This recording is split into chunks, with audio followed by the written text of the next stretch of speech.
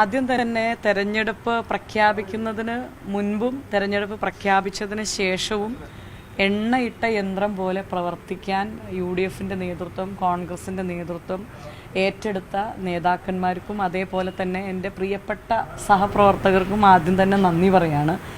അതേപോലെ തന്നെ ഇന്ന് കാലത്ത് മുതൽ വൈകുന്നേരം അപ്പോൾ ഈ നിങ്ങളുടെ അടുത്ത് എത്തുന്നതിന് തൊട്ട് മുൻപ് വരെ വളരെ കാരണം സ്ലോയിൽ പോയ പല ബൂത്തുകളിലും ലൈനിൽ ഒരുപാട് നേരം ഒത്തിരി അമ്മമാരും ഉമ്മമാരും ഒക്കെ നിൽക്കുന്ന സാഹചര്യം ഉണ്ടായിട്ടുണ്ട്. പക്ഷെ അവിടെയൊക്കെ കൈക്കുഞ്ഞുങ്ങളെ എടുത്തിട്ട് പോലും ഇരിക്കാൻ വീൽ ചെയർ സംവിധാനം പോലും ഇല്ലാതിരുന്നിട്ട് പോലും ആക്സിഡൻ്റ് ആയവർ പോലും പലരും വന്ന് വോട്ട് രേഖപ്പെടുത്തിയിട്ടുണ്ട്. അവർക്കൊക്കെ ഹൃദയം നിറഞ്ഞ നന്ദി ആദ്യം തന്നെ പറയുകയാണ്.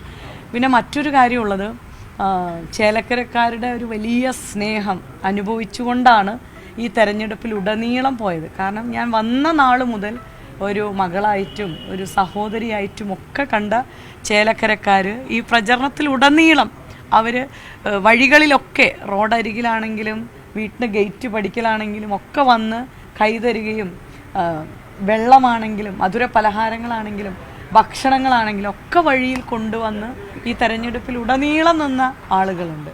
ജനങ്ങൾ, ചേലക്കരയിലെ കുടുംബാംഗങ്ങൾ, അവരോടൊക്കെ ആദ്യം തന്നെ ഞാൻ നന്ദി പറയുകയാണ്.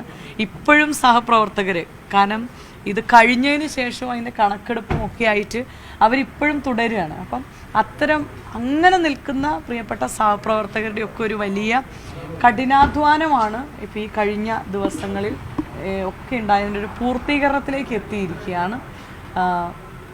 ചേലക്കരക്കാർ കൈവിടില്ല, കാരണം അത്രയധികം അവർ സ്നേഹം തന്നിട്ടുണ്ട്, കൂടപ്പിറപ്പായിട്ട് കണ്ടിട്ടുണ്ട്, അവർ ചേർത്ത് നിർത്തും എന്നുള്ളത് തന്നെയാണ് ഈ ഒരു സന്ധ്യാസമയത്തും നിങ്ങളോട് പങ്കുവയ്ക്കാനുള്ളത്.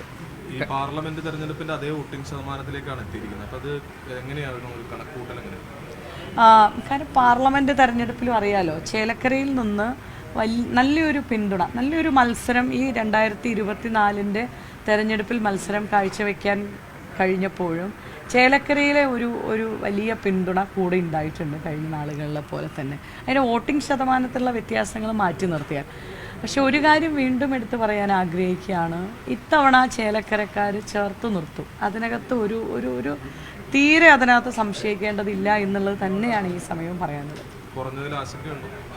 അല്ല, കാരണം ഓരോ സാഹചര്യങ്ങളാണല്ലോ. ഇപ്പം എല്ലാ ആളുകളും പരമാവധിയാണ്. അപ്പം എനിക്ക് തോന്നുന്നു വിദേശത്ത് നിന്ന് പോലും ആളുകൾ ഇന്ന് കാലത്ത് കൊച്ചി എയർപോർട്ടിൽ വന്നിറങ്ങിയിട്ട് അവിടെ നിന്ന് വാഹനം ആയിട്ട് വന്ന് വോട്ട് ചെയ്ത് തിരിച്ചു പോകാൻ വേണ്ടി തയ്യാറെടുത്ത ആളുകൾ, ഉച്ചയ്ക്ക് ട്രെയിനിന് ബാംഗ്ലൂരിൽ നിന്നൊക്കെ വന്നവർ തിരിച്ച് ട്രെയിനിന് പോകാൻ, അങ്ങനെയൊക്കെ പരമാവധി ചേലക്കരയിലെ ഒരു മാറ്റം ഉണ്ടാകണം, ചേലക്കര മാറണം എന്ന് ആഗ്രഹിക്കുന്ന ഒത്തിരി പേര് വന്നിട്ട് വോട്ടുകൾ രേഖപ്പെടുത്തിയിട്ടുണ്ട്. അതിൻ്റെയൊക്കെ സഹായങ്ങൾ ഉണ്ടായിട്ടുണ്ട്.